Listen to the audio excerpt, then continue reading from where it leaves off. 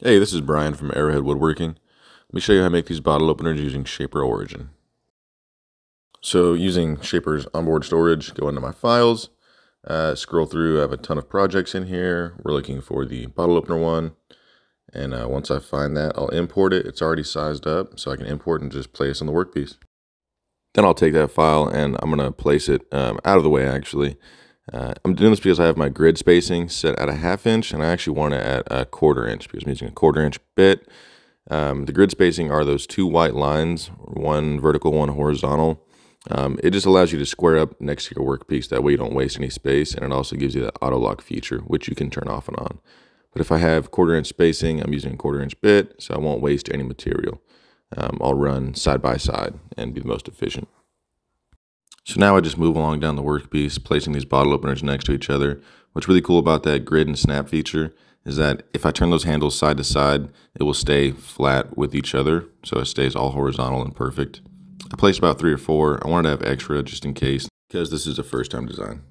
So what's really cool about the Shaper, or one of the really cool features, is that whatever design you have loaded, you can just copy and paste, and that's all that I'm doing here. I don't have to keep going into my files and reloading it. I'm just hovering over it, it highlights, copy, and paste. So getting closer to be ready to cut. One thing to note, I am wearing a respirator in this video. It's actually not because of the Shaper or any of the dust collection issues. It's really good about that. I was just doing a laser engraving on a piece of metal, and it was, giving off some gas. I didn't want to deal with that. What you just saw me do was I had the Shaper in air cut mode. And what air cut mode does is it basically simulates a cut without the cutter head going down into the workpiece. And you move along your cut paths to make sure that you can see that Shaper tape, what those dominoes look like in front of me. That's all the Shaper tape. That's how the Shaper reads its system and tells you exactly what to cut. So air cut's just a really awesome way to get ahead of the game and know if you need to put down more tape or not. So the cuts I was just making with Shaper were the pocket cuts for the middle, where the actual bottle cap of the bottle will go into to then pop the top. This is the perimeter cut, so they're all set at different depths. I was working in millimeters and inches here. The instructions that came from Shaper Hub, from just some kind user that put up his files, were in millimeters, and you're going to get that a lot with this machine because it is a German manufactured machine. So here I'm doing a test fit of that bottle opener itself. Not quite wide enough, so what I'm going to do here is I'm going to click into the offset. I'm going to throw it in negative and negative 0.01. That's going to give me just a little bit wider of a hole. I'll hollow that out right now. It's taking off the most small amount. I like to go over it twice, and then here I'll place it in again just to make sure that my test fit is good. And all it took was just a little bit of force to get it down in there, and that's exactly what we like to see. So after you see my big dumb self lumber into camera here, just setting up my cuts. I'm going to make the rest of the cuts right now, kind of cruise through this. But if you draw your attention to the scenery behind me, you'll see a lovely French cleat wall that I designed without reading anything about what French cleat walls are supposed to be. I cut those French cleats at about 4 inches. Most of the files and most other users of French cleats have their set at about 2.5, 3. So not only did I lose a lot of wall space, it makes it really hard for me to fit not extremely custom things on the French cleat wall, which that's really what a French cleat wall is for anyways, so I might as well just keep it all custom.